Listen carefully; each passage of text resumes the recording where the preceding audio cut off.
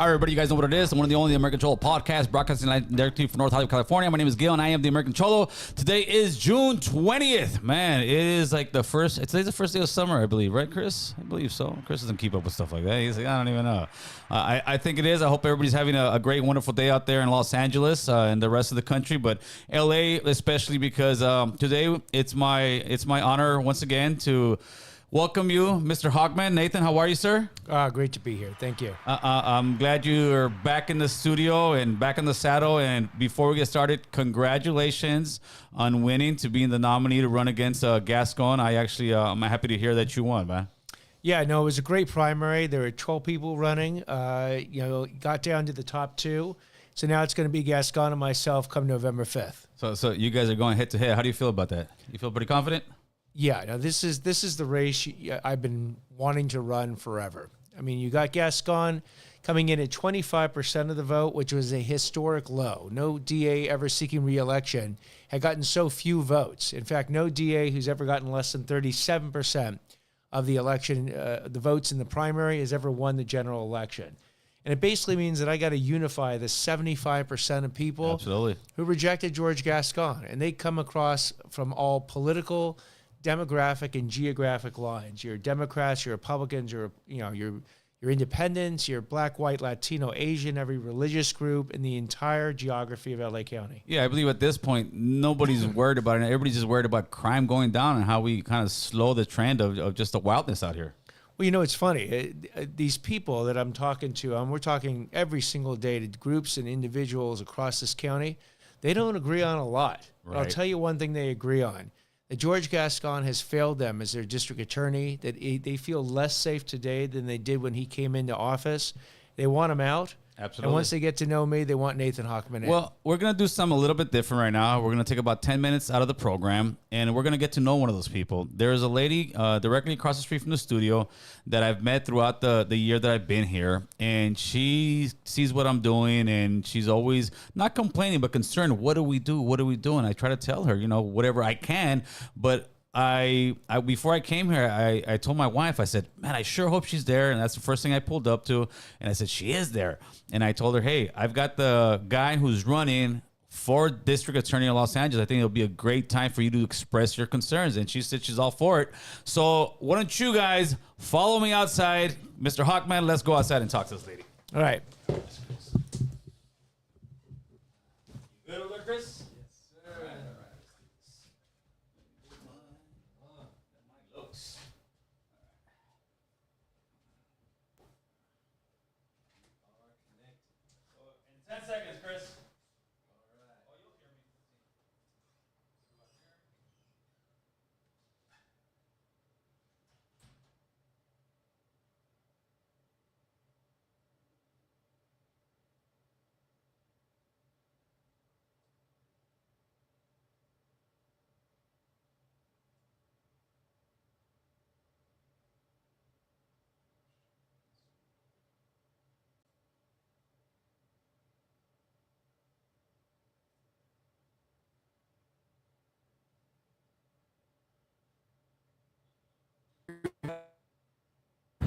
That was supposed before it opened up. This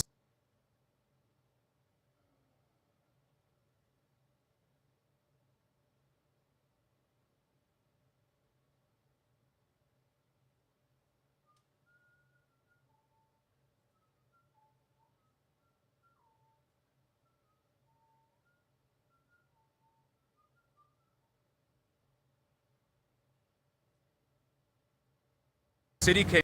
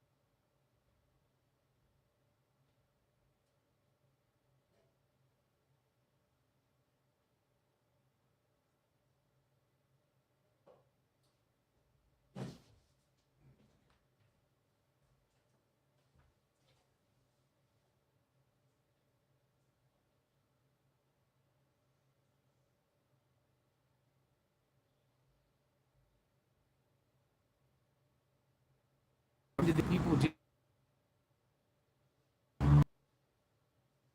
You have to be able to arrest them.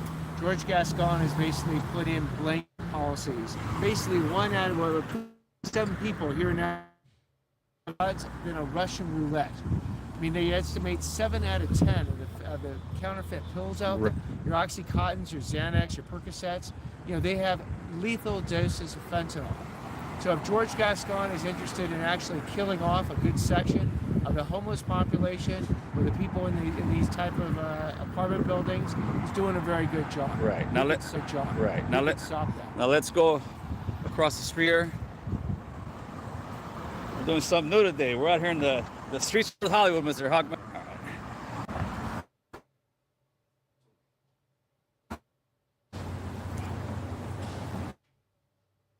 This. How we doing, fellas? All right, let me see if she is here. All right. Where's the lady, the señora? Where's she at? No. Let me see. She told me. Let me see. Señora. I would like you to meet Mr. Nate, District Attorney. And I want you to tell him the concerns you always talk to me about out here in the 7-Eleven. How is it? Have you seen crime go up? Have you seen crime go down? Oh my God, every day new. Every day new customer, new faces, new problem. What kind A lot. They stealing, they trying to, you are the racist, you go back your country. We live together. Why I go back to our country, right? They attack for nationalism.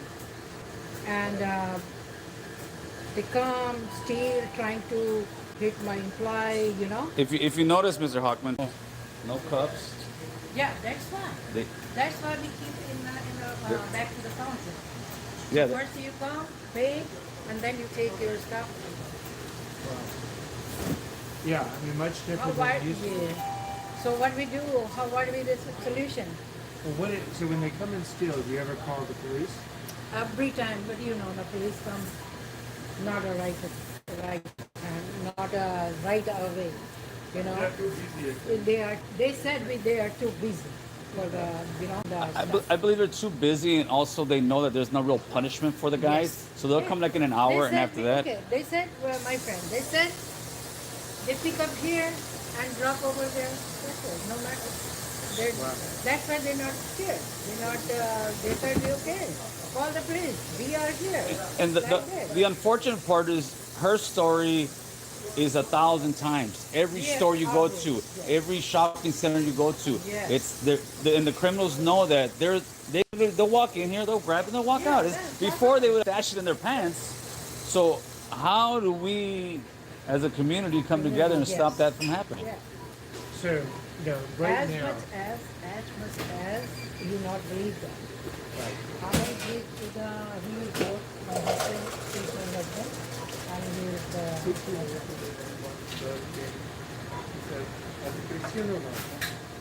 attack to the Right.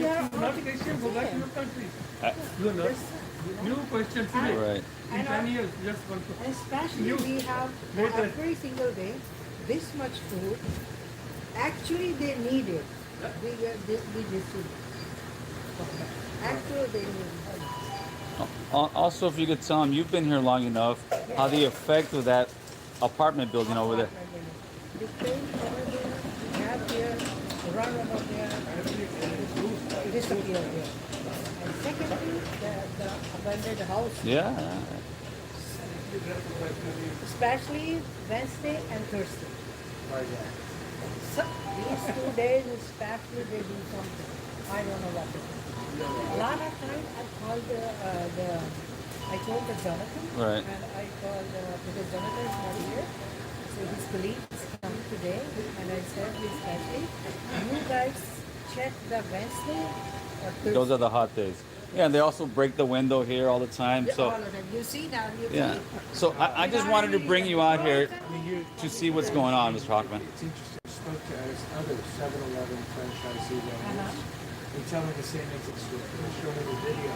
Yes. People, they don't even run away now. They just come on the left and they walk out. Yeah. And so even the police come here. I assume you have video that shows. Actually, we don't want to bother police again and again and again because when the police came, They know. leave. They I know. they Know that. how much time they take. They know. That's They constant. know that. They leave the store. Yeah. And is this been different in the last couple of years? Has it gotten worse or better in the last couple of years? No, the worst. Not You know, better. one guy, I think he come here like almost 1 week, like last week, and he's doing something. He said something. He said, do something. Do something. They were thinking that we do some reaction and then make the case. You know, that's one We are community. helpless. I can say that's one community guy. He says, do something. Why are you not doing something and stealing? Okay, let's go. So here's where you can work up your job. So I'm running for district attorney against Gaston. And part of the problem is that Gaston has policies that he tells the police. And basically, there's certain types of theft. For instance, if someone's young, under 18, he will not prosecute if they steal under $950. You know, and other types of theft, again, you saw, the police don't even want to investigate the case because if they do catch the person, by the time they get done writing up the report, then they'll be back on the street. Right. Those are the things that can change. You know, I would hopefully, as a district attorney, what I would do is I would tell the criminals, no longer are we out of the business of holding you accountable, you will be held accountable. And they're also potentially even changing the laws. That on the November ballot, there's going to be a proposition that says if someone does it repeatedly, Yeah. and they do it the third time, they can go actually to prison. That's why they said, "Hey Ravi,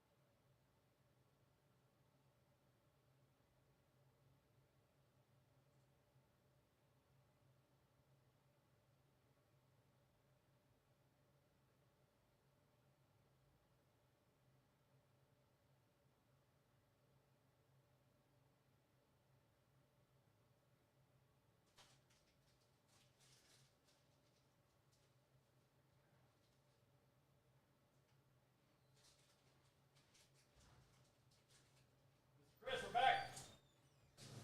I'm ready for you. I know some of it cut off, but I hope you got everything inside the 7-Eleven. Oh, that's so nice. All right. Questions outside didn't quite work. Yeah. It's That's, still loading. I saw that. Oh, you did? Yeah, I think there's a dead zone Okay. right out here. All right.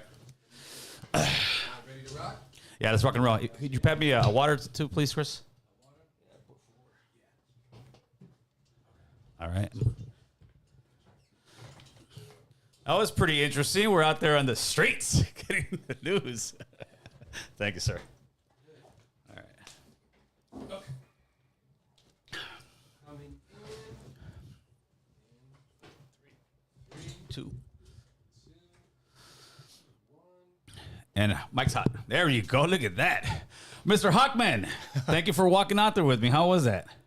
That was great. It was actually very enlightening. I've had a chance to speak to other owners of 7-Elevens across this entire county. They're really on the front lines. Yes. I mean, they have experienced, when people can talk about theft, people can talk about people coming into a store, just taking whatever they want, not paying for it. But these 7-Eleven owners have to deal with it every single day. Yeah, what you don't hear either, right now they have it off. They usually have music out there now too. They have either some kind of classical music, kind of crazy music to try to just run off the people because it's a free-for-all. Listen, we've always had theft in California, especially let's say Los Angeles, right? We've always had theft. But before, at least the theft was where the guy's actually stealing and hiding it and trying to get out, Now it's literally, I go in the thing and I see it all the time. I grab it, walk out, and the lady up, she defends herself. She's always arguing, like, and the guy's always F you, go back. Like she was saying, disrespect her, go out of there. And it's just a constant thing. When I'm outside, like if I'm waiting for a podcast like on a Friday night, oh my God, it's you could do a reality show out there, the craziness. And to me, it's like these people are, they're working for a living. Some people believe that, oh, they're from 7-Eleven, they got millions of dollars. No, these are franchisees. These are people that come in here and get these places. They're just, regular mom and pops trying to survive. And it seems like a county just doesn't really care. This is literally their profits walking out the door every single day, every single week. And, they asked me the right question. What are we supposed to do? Yes, sir. Because if they call the police will tell them, look, the DA's office has a policy in place saying we're not going to prosecute these cases. And even if we were to somehow arrest these people, by the time we're done with the paperwork, they'll have been arrested. They'll be out before we get done with that paperwork. And so then you actually ask, well, what about filing an insurance claim? I asked that question of another 7-Eleven owner. They said, we don't file the insurance claim anymore because the deductible on the policy is actually more than what they just stole. And if we file the claim, they're going to cancel our insurance. Wow. Yeah, it's just a double-edged sword on their side. And right now, there seems like there's no help in sight.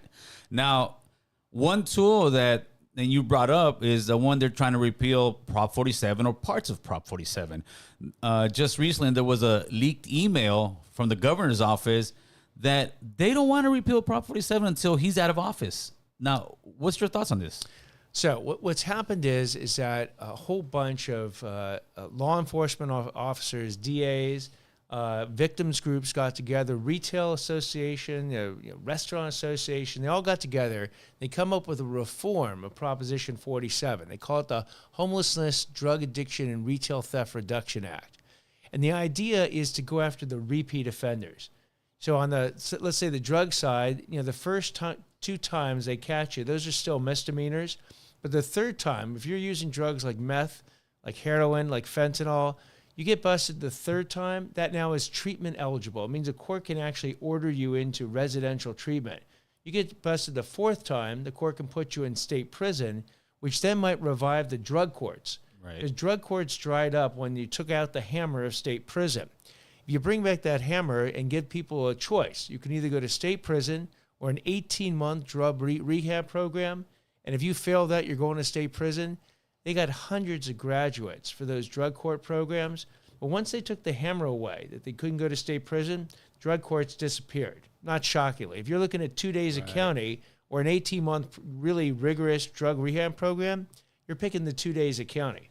Now, to go back a little bit on the 7-Eleven theft, could you tell me what is the district attorney's role when it comes to theft and property crime? And what is the city attorney's role when it comes to theft and property crime? So there's 88 cities in Los Angeles County and a whole bunch of unincorporated areas.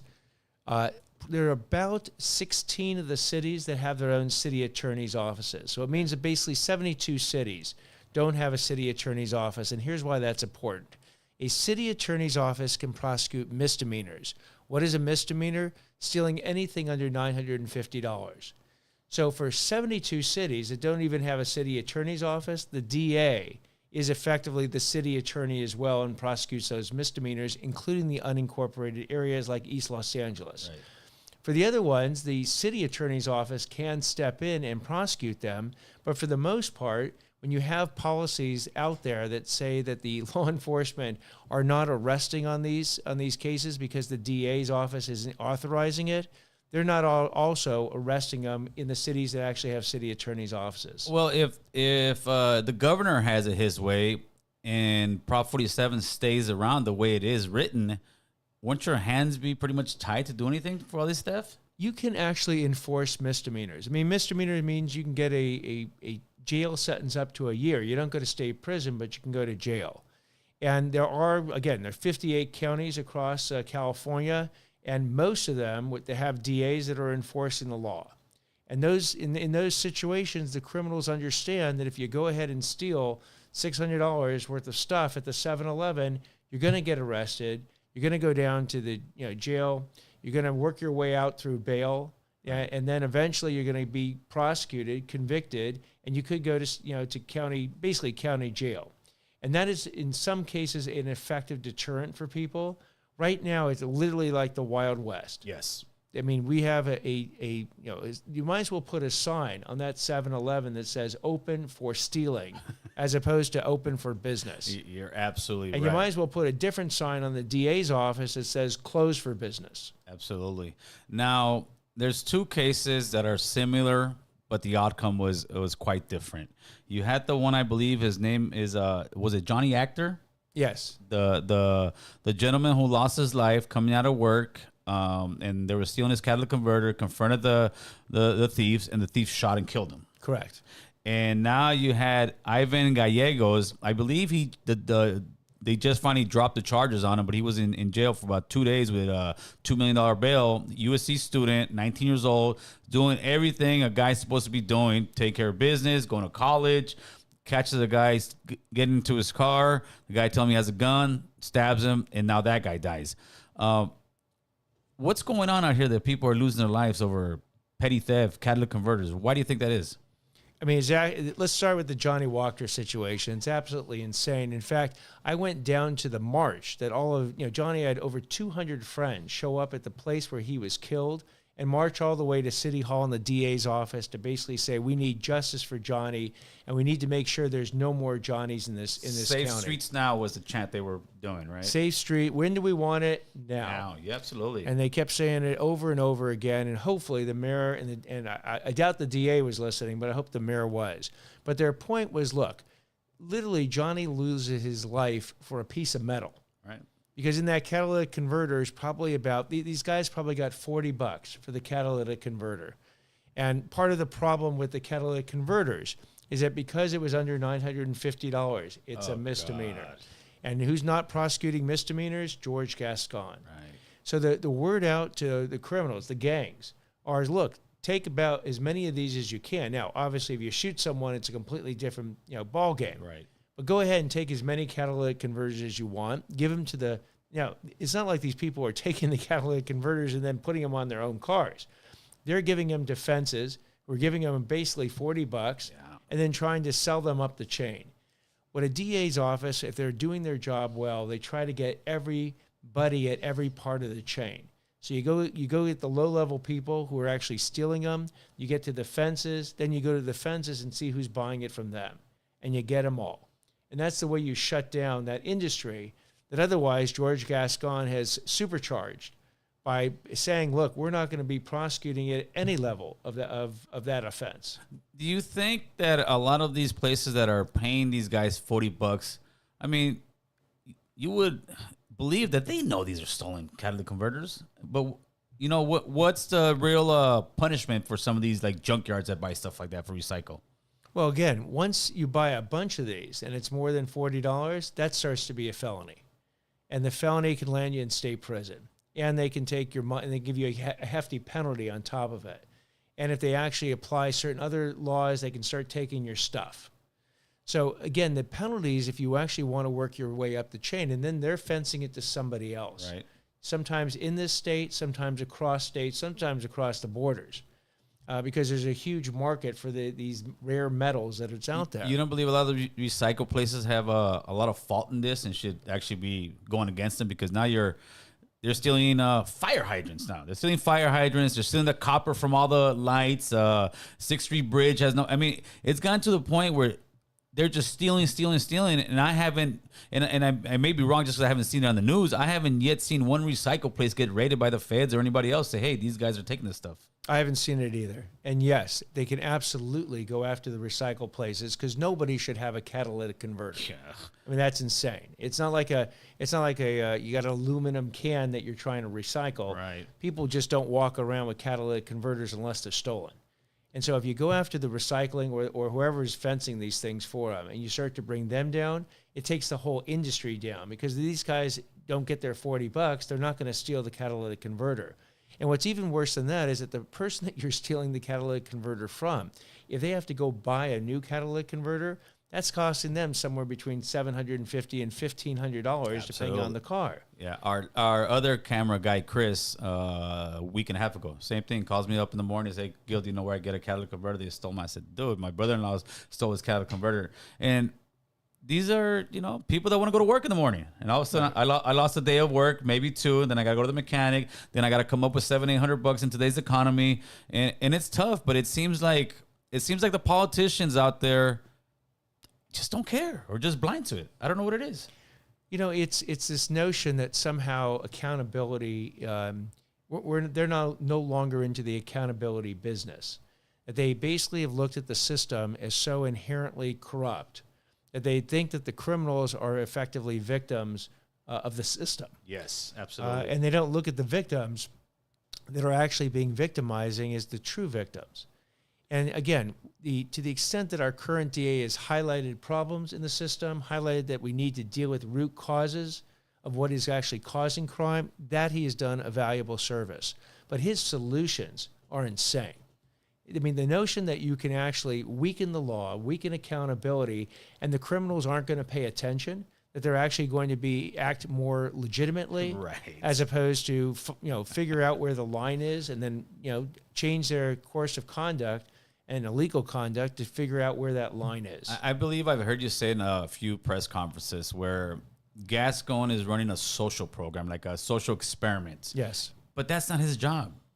No. I mean, he would say that's what he said he was going to do when he came into office. And by the way, he did say that. He did say it. This is not a bait and switch. He said he is going to release violent and serious offenders before they serve their full sentences, and he wasn't going to prosecute them to the full extent of the law on the front end. But he promised us that if he did these two things, we would have more safety rather than less. And it hasn't worked out. Not only, I mean, it's a social experiment that got played at our detriment. Yes. At our peril, actually. I mean, I'd love Gascon to confront all the families that have lost people through violent crimes because of Gascon's policy. I'd love him to be in that 7-Eleven when that woman is basically doesn't know where to turn to. All she wants to do is put in a good hard day's work. Absolutely. Run a store that's given needed stuff for the community. Put her life savings and all her energy into it. That's all she wants to do. I dare Gascon to show up in that store, confront her and say, my policies that let people steal from your store are good for society. So what's he going to say? Are you guys going to end up debating? Do you know? I think so. I mean, I've said basically to Gascon, I'll debate you anywhere, anytime. I'll debate him Saturday night in his kitchen. Okay. As long as we got, Gil there streaming it. But, right now I think he's agreed to 2, maybe 3 debates. Nice. And that might be the most fun I have on this campaign. Oh, for sure. Because he is a bad debater to start with. And then he has to defend the indefensible. Good luck. Now, street takeovers. That's another major problem we're having in Los Angeles. You're getting people hurt. You're having people killed. You're seeing the mobs go in there. And I saw you at that AutoZone down in Los Angeles. What's your take on street takeovers, and how do we start preventing them from happening as much? Again, street takeovers fall into that category of quality of life crimes that Gascon is not interested in prosecuting. So the police are not interested in doing the paperwork to arrest these people, only to have these people released virtually immediately. We can go back to doing that because the take the AutoZone situation. The reason that there were over 100 people on the street that night is that they blocked the intersections of Century and Hoover. They literally, created all they came from all 4 directions. They blocked the intersection at about 3 or 4 a.m. Now they're all milling around. They see the AutoZone there. Some guy brings a wire cutter to basically cut down the lock on an iron gate. They cut it down. They open it up. It's just a looting frenzy at that point. But they also know that Gascon won't be prosecuting particularly any juveniles that are stealing just under $950. So you have a free-for-all of theft going on that same night. And if you bring back the enforcement policies, the accountability that says, look, we're not going to let the street takeover occur in the first place. Because if those people aren't milling around at 4 a.m. from a street takeover, they're not going into the AutoZone. There's no one there to go into the AutoZone. Right. And again, I talked to the owners and the people working in the AutoZone. they were obviously very thankful they weren't there at 4 a.m. Of course. But they show up the next day. The place is completely trashed. It's ransacked. And they're going, and then they said to me, by the way, not the first time. Oh, man. And there was another AutoZone about 3 miles away that they didn't have social media with, which is why it didn't make the news, and it got ransacked as well. So again, what type of Los Angeles County are we living in, where it's gotten to be so often that this is actually normal. Gascon must call it Monday when this stuff happens.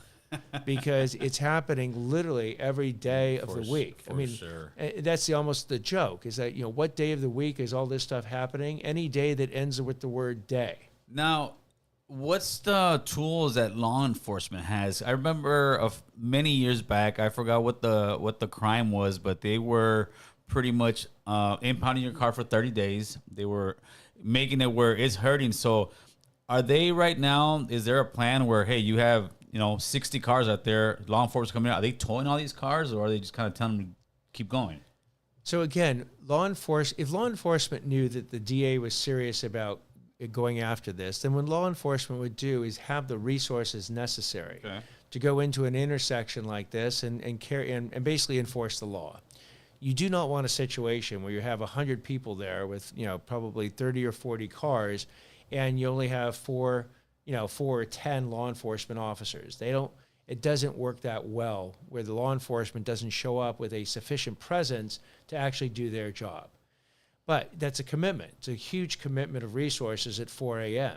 And law enforcement, my sense is that they're willing to commit the resources to send the message to the community that they won't allow this to happen anymore, but they want the DA's office to have their back.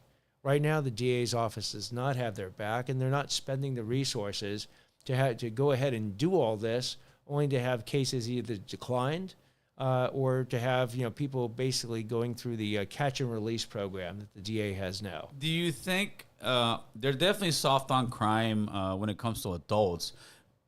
With juvenile, it seems like it's even softer.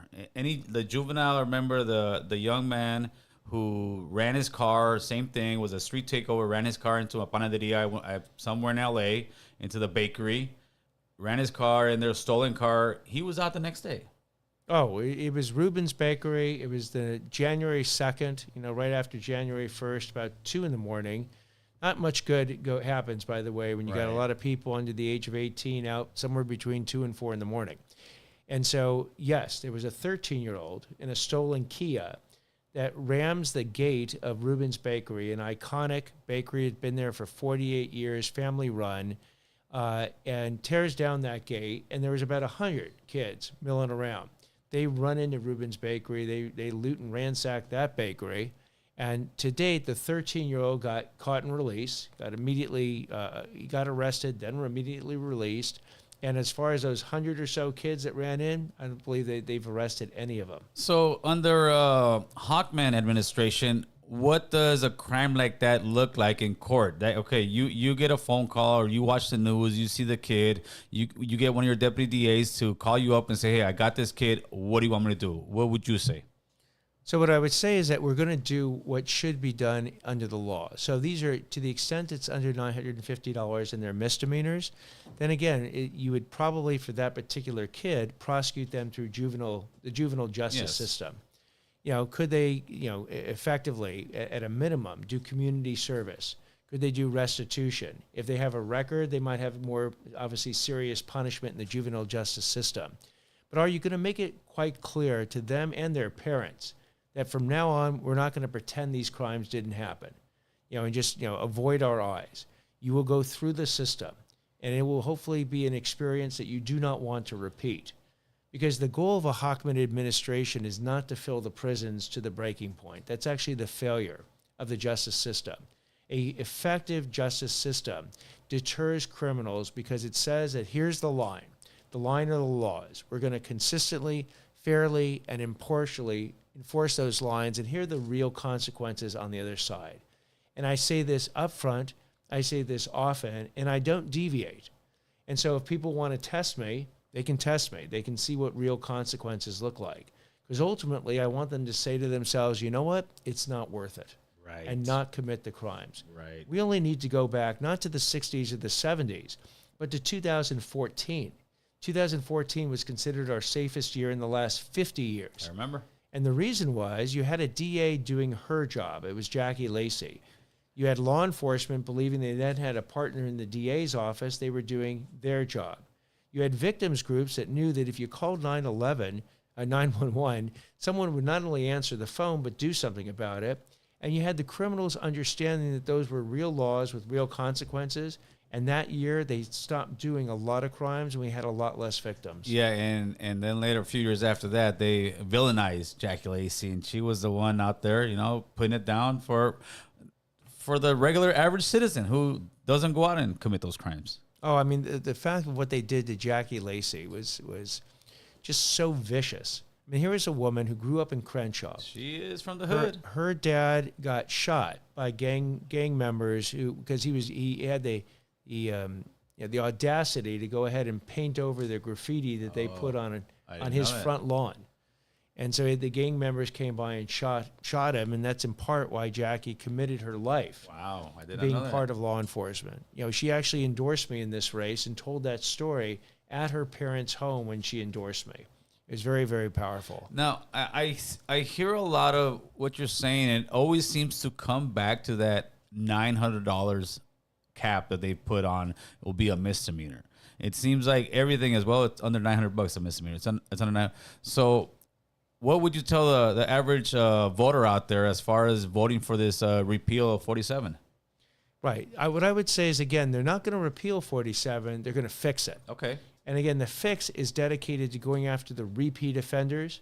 So what I would say is that the people who liked 47, the parts that you like are not going to actually get changed. You know, if you don't like the fact that, for instance, that marijuana now has been decriminalized effectively, but you know, it was part of 47 back in 2014. Right. So they're not going to touch the fact that certain crimes were made into misdemeanors. But they are going to say if you keep doing those crimes over and over and over again, it will turn into a felony. And again, that is absolutely appropriate because what's happened is that the criminals understand they can literally steal just under $950 every single day, and it never becomes a felony. In fact, they don't even add the amounts up to go over $950. So this sort of fixed 47 proposition that will be on the November ballot will be an excellent addition to the tools that a prosecutor has to really tackle these issues. Now, what would be your relationship with law enforcement if you came into office? So unlike Gascon, who is not interested in a partnership with law enforcement, I am interested and have committed to law enforcement that I would actually be their partner. During the summer of 2020, my brother and I founded the LA Sheriff's Foundation. LAPD had a foundation, the sheriffs didn't, because we actually believed that when they were trying to defund the police needed more money to actually do their job. Right now, the sheriff's department is understaffed, over 1,000 deputies. LAPD is under 1,000 different police officers, completely understaffed, underfinanced. So over the last couple of years, we've gone ahead and met with hundreds of law enforcement officers, got them the necessary money to get them stuff that their budget didn't call for, and told them, look, the public, and in particular myself, we have your back. But I also made clear to law enforcement that if I'm the DA, I will be the only DA who's ever prosecuted a deputy sheriff. I did it back in the 1990s when the deputy sheriffs were stealing drugs, guns, and money from drug dealers. Actually, Denzel Washington did part of the movie Training Days based on these prosecutions. And what I said to every law enforcement officer is, I got your back. I think the overwhelming number of you are doing a great job and deserve our respect, admiration, and partnership. But if anybody crosses the line, I will be the first person to call it out and go after them. And we know what they say to me, which is interesting. They say, nobody hates a bad cop more than a good cop. And I actually believe that because the bad cops ruin the reputation for everybody else. Absolutely. And the good cops want to get them out as fast as they can. But it's kind of tough. I mean, the police officers definitely have what do they call it? The blue shield or something where they kind of, you know, if somebody does something wrong, the other one just hides it for them. Would you be willing to prosecute an officer or a sheriff that is backing up his partner, even though his partner does something wrong? if a deputy sheriff goes ahead and commits a criminal act, and part of committing a criminal act could be lying Right. about someone else committing a criminal act, yeah, I mean, I would have no hesitation if a law enforcement officer unfortunately commits a crime rather than being out there to try and fight crime. And we would do it in a way, again, we're giving everybody due process. They could, they'll have their own lawyers. They can have trials. Again, I was in those trials. I was the actual prosecutor going Right. after them. So I know how to do it. I know when it's appropriate to do it, and I wouldn't hesitate to do it if those situations actually come up and occur. Now, I've seen you speak sometimes on the death penalty, and you said you would use it, but do you think it's kind of a blank bullet? Because in California, I mean, pretty much the death penalty is off the table aside from just on the books, no? So the death penalty actually serves a whole lot of different purposes out there in society. And the first part that I'd say to everybody is, look, if I'm the DA, I take an oath to uphold all the laws. And the death penalty right now is one of those laws. It's actually been on the ballot twice in the last 15 years to be eliminated, Right. and the voters have decided not to eliminate it. That being said, it only should be used and considered to be used in the most extreme, heinous, sort of aggravated circumstances, where you have, for instance, the cold-blooded assassination of a police officer. If someone were to put a dirty bomb in the middle of a Taylor Swift concert and kill a few thousand people, if someone opens up an AR-15 in the middle of a school like in Sandy Hook and kills 20 kids. Right. I mean, there are situations where the death penalty, because it's on the books in these rare circumstances, has to be considered as one of the punishments for someone who's violated the law at that level. But that being said, you've got a situation where, people say, well, the death penalty is not being enforced. We have a moratorium Yes. that the governor has put in since 2017. We haven't killed someone through this mechanism since 2006. And they've also released people in San Quentin that were on death row and put them out there in general population now. Correct. They didn't take away the penalty. They just put them in a different facility to house them. My answer to that is that when you're a victim and you're seeking justice, and someone is in the most violent fashion taken one of your loved ones, we do not want those people to grab a gun themselves or a knife and start shooting the person who took their loved one, Right. and for that matter, shooting their family to put as much harm out there. That is the Wild West. We've hopefully gotten to the level where our justice system can bring justice to these people. And as long as the death penalty is on the books for these rare situations, the victim family expects it to be on the table to be considered. Right. George Gascon refuses it to consider it no matter what. He's basically violating his oath to enforce the law because he has his own personal political agenda that says that certain crimes and certain criminals will not be prosecuted, notwithstanding the fact that the facts might be there or that the law hasn't changed. He just decides for his own personal political reasons that, no, I'm not going to go ahead and enforce it.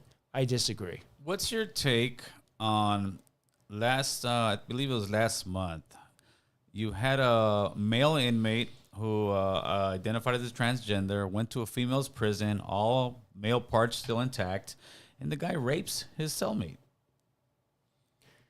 And what would I? What's my take on that? You're, as a district attorney, and let's say it was happening like in LA County, would you have a conversation with the mayor or somebody say, hey, man, what are you guys doing having males in women's prisons? I see. So on the crime itself, we would prosecute the crime to the full extent of the law. On the policy that would allow a male person to be effectively in a female situation, that's where the DA doesn't have the official authority to stop it. That's actually law enforcement coupled with. But as a husband, how do you feel about that? As a husband of the female inmate who got raped. A husband or a father. Oh, I'd be infuriated. I would make my voice known that this should absolutely not happen in any way, shape, or form. Okay. Because this is unfortunately the consequence of what can happen. That being said, if they're going to have a policy like that, they have to put the appropriate guardrails in place, the additional security that you might need, the additional review, and sort of, to the extent you need additional eyes on this particular inmate to make sure that they don't go ahead and have an opportunity to do what is done. Have you yourself ever had any family members or friends currently or ever in prison? Friends, yes. Thankfully, not family members. But yeah, no, I've had plenty of friends, unfortunately, in state and federal prisons. Here's what I'll tell you about the experience. It is absolutely horrible. I mean, if you've ever, anyone who's ever spent a day in prison where you're basically a number, you know, and you're wearing a jumpsuit, you're being told where to go, when to go. You know, your meals are there and then they're not there. You get a small amount of time for free time. It is a horrible place to be and should be used only when someone has violated our laws and the laws command that a state prison or a jail sentence is appropriate. And again, the goal of prison, there's two goals. One goal certainly is to punish someone, to then deter other people, including that person, from ever committing crimes in the first place. Correct. Well, one of the other functions of prison can be rehabilitation. In fact, they call it the California Department of Corrections and Rehabilitation, but all too often no time and especially no money and effort is put on the rehabilitation part. One of the programs that I'm a strong advocate of is the Last Mile. It's actually the lastmile.org. What it does is it teaches coding skills to prisoners. So they actually learn how to do website design and maintenance. It helps them get their first job when they get out of jail or prison. And their recidivism rate, it's the rate by which someone's going to go back to prison within 2 years. That rate right now in LA County is over 50%. Because for the most part, no one invests in the prisoners to give them a skill set.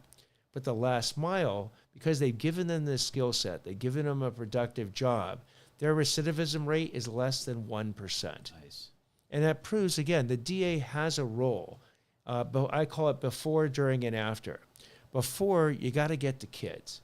You got to get to kids before they have that choice to make bad decisions or good decisions. Absolutely. Get to them in the middle schools and the high schools, get to their parents.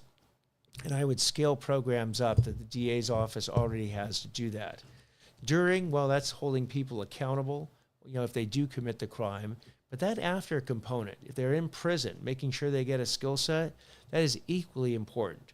Because you do not want that person who's unskilled, has no way to support themselves, going back into the community. And very often these are your marginalized, most vulnerable communities, and then committing crimes to support themselves, creating more victims.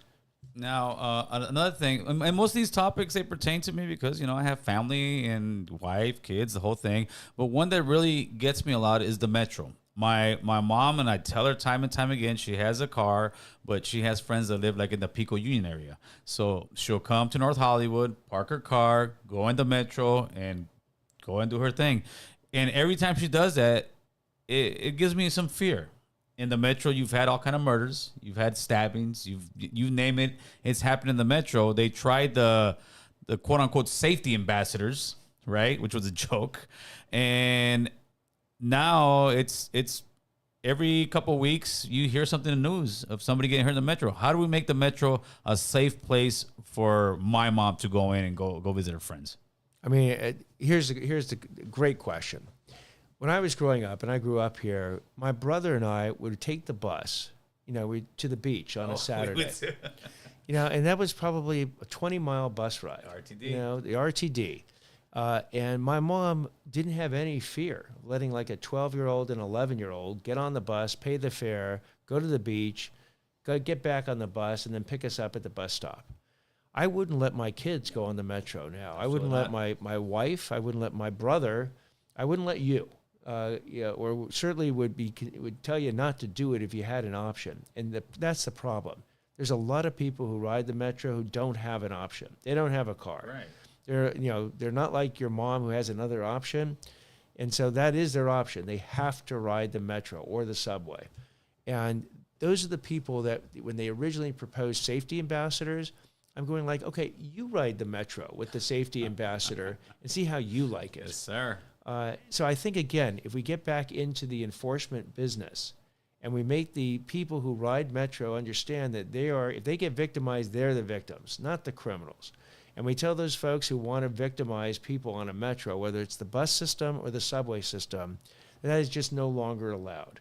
If you're someone who's, whacked out on some drugs and you want to go ahead and terrorize people, or you're 3 teenagers recently who wanted another teenager's backpack and stabbed him to get the backpack, we will enforce the law. We will hold you accountable.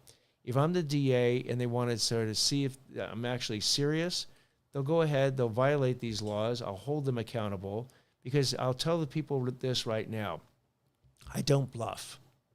Everyone who's ever seen me play poker knows I'm a bad bluffer, so I decided a long time ago I don't bluff. And if they want to test me, they can try and test me, but eventually they will see that line is going to stay in place. It is going to be enforced, and there's real consequences on the other side. So don't commit the crime in the first place. Don't test Mr. Hochman, players. Don't test Mr. Hochman. That's what I like to hear. Now, I got some questions here. And, Chris, if you could pop up the chat, see what questions other people have. I got some questions that some of the people on Instagram, some of the people on YouTube have had for you. So let me sit here so people don't think I'm reading a text. Okay, Mr. Hochman, this one is from Baldwin Park. What plans, if any, are in place for juvenile offenders? What ideologies does he have for redirecting you to reform, renew, rehabilitate after involvement in criminal justice system?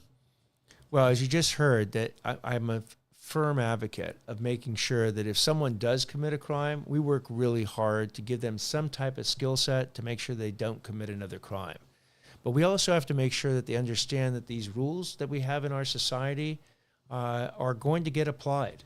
I mean, if you were teaching your kids, to when they're little, where the boundaries are in life, and you tell your 14-year-old, you got to be home by 9 o'clock. Right. That's the curfew. And the kid blows through the curfew and comes home at 11 o'clock.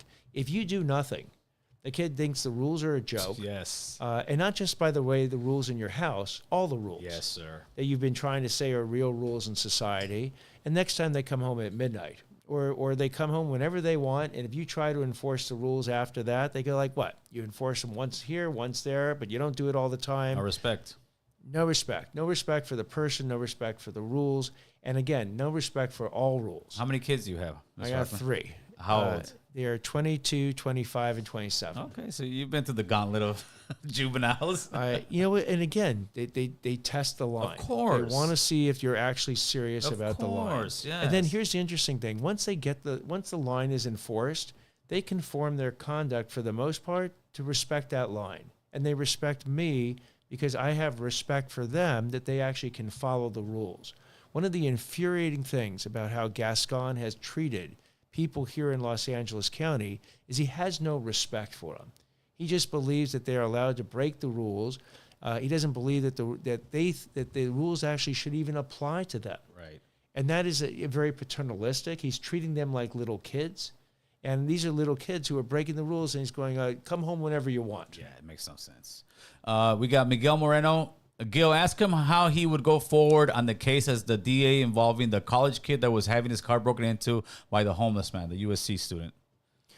Yeah, I mean, again, what you would do is this is how I'd approach every single case. It's based on the facts and based on the law. So I'd want to have all the facts. In this case, the defense was self-defense.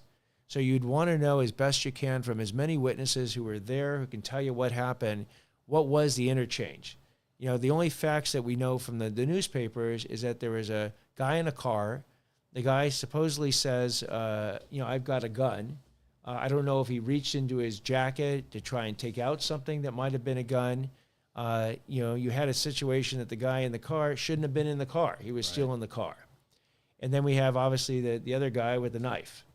And so you'd want to really understand what that interchange was, because that determines whether or not the law of self-defense actually applies. And clearly the DA right now has made a decision by not going after the case that the facts justify the defense of self-defense, and therefore this guy, by protecting himself against someone who posed an immediate threat to his life, was allowed to do so. Great. All right, so here's another one here.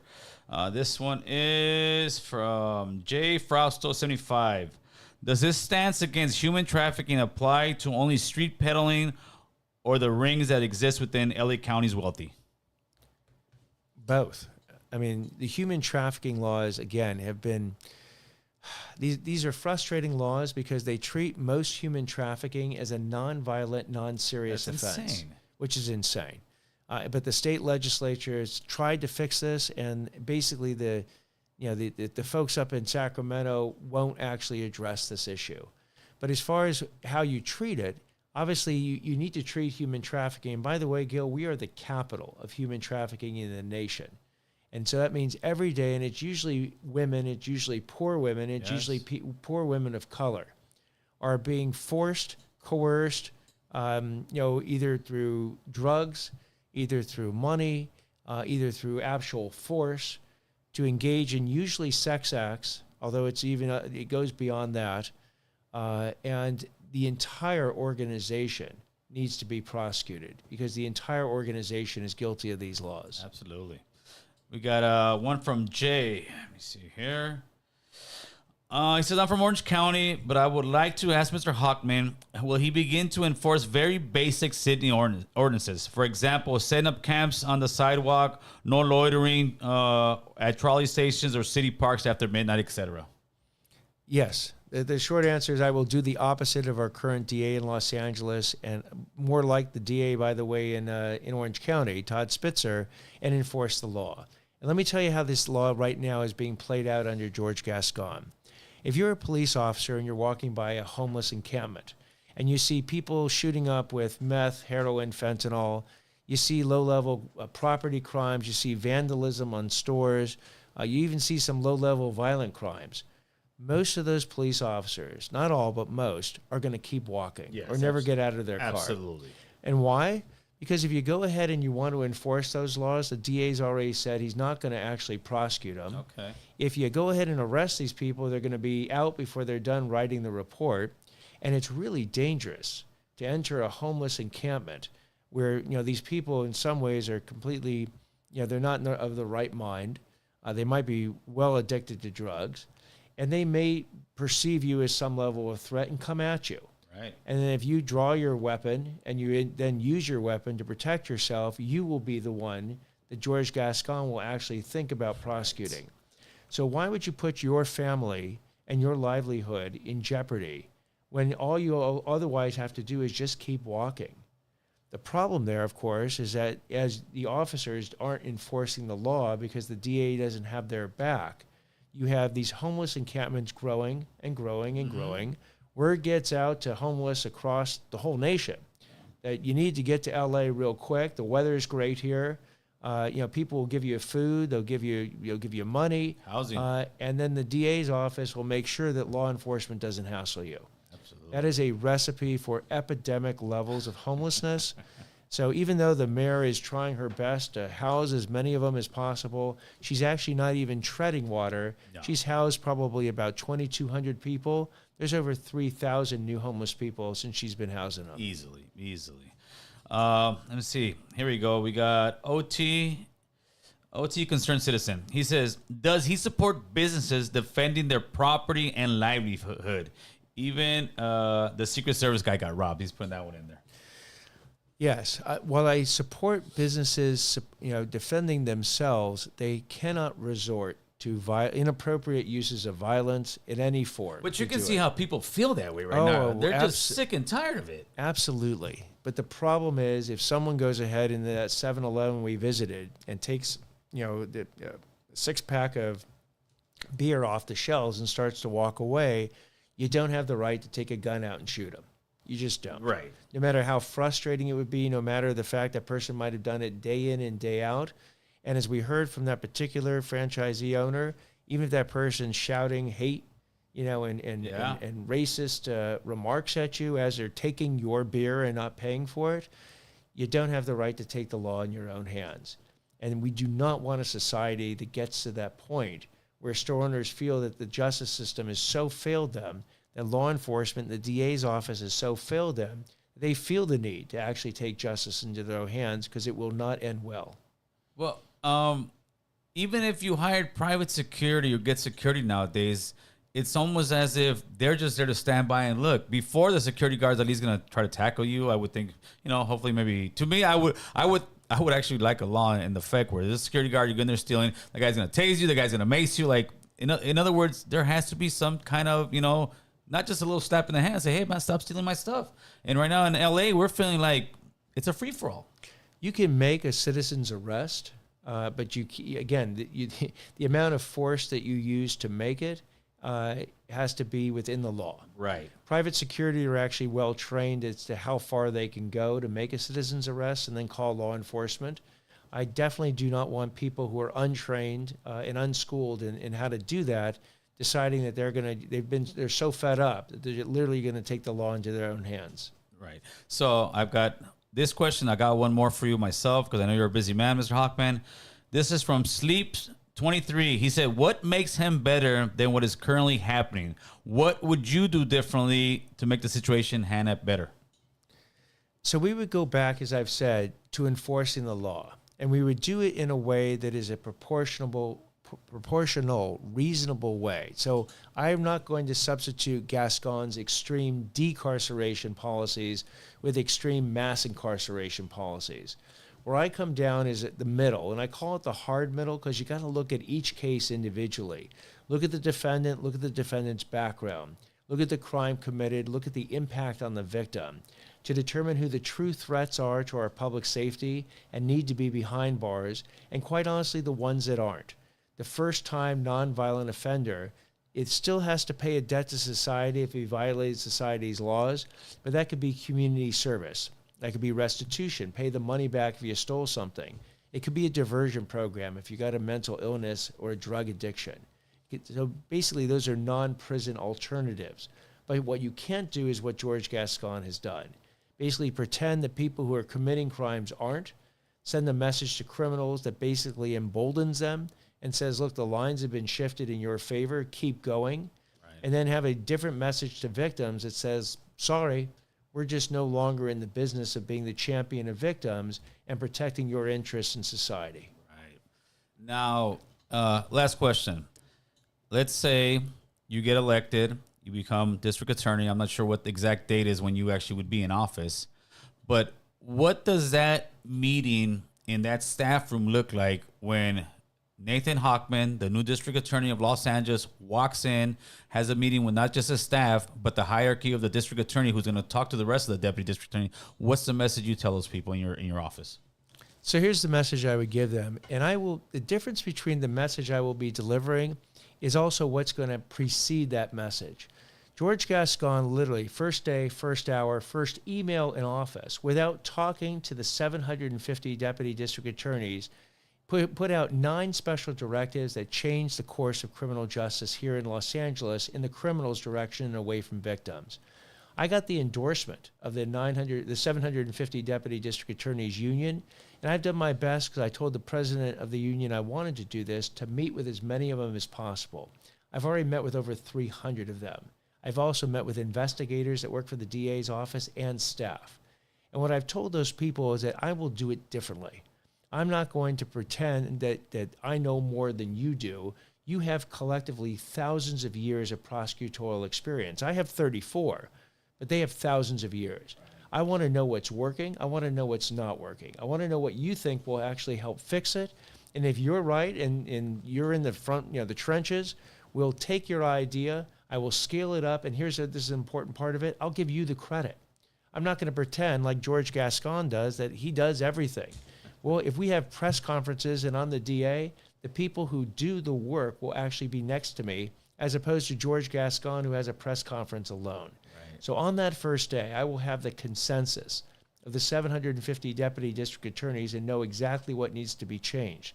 I will have the consensus of the tens of thousands of law enforcement officials and find out what's not working, what they think can work better, how they want to solve the problem, and have them in that room too. I'm also going to have the victims and victim groups in that room as well, because they will know that there now is a champion for victims' interests, and that person will be Nathan Hochman, the DA. Right on, Mr. Hochman. Right on, man. That right there is true leadership, as far as I'm concerned. With that being said, Mr. Hochman, I appreciate you always coming in and giving us your time. Unfortunately, a lot of Latinos are just not informed in politics, and I'm glad that you take your busy schedule, come out here to talk to our people, to educate us, and let us know what you're going to do different than Gascon. So now you get the camera there, tell people how they can support you, where you're going to have different events and stuff like that. So if you go to the website, which is Nathan, Nathan, Hochman, Hochman.com, it gives you a whole bunch of information about the campaign. You can donate on the website. It'll tell you where events are on the website. You can also go to GasconMustGo.com, and we list victim stories. And we have, you can't imagine how bad these stories are of the victimization that Gascon's policies have done to all these families who have suffered either violent crime or property crime directly. So please go to GasconMustGo.com or NathanHochman.com to get that information. And with that, people, we're out, and this is what I love about our platform. Today we got Mr. Hochman here. Appreciate you, my man. And tomorrow we got Frosty the Dough Chaser. Let's get out of here, people. Great job. Great job. Thank you. Mr. Hochman. Great job. Thank you very much. I love it. I love it, man. No, we need change, man. We need change.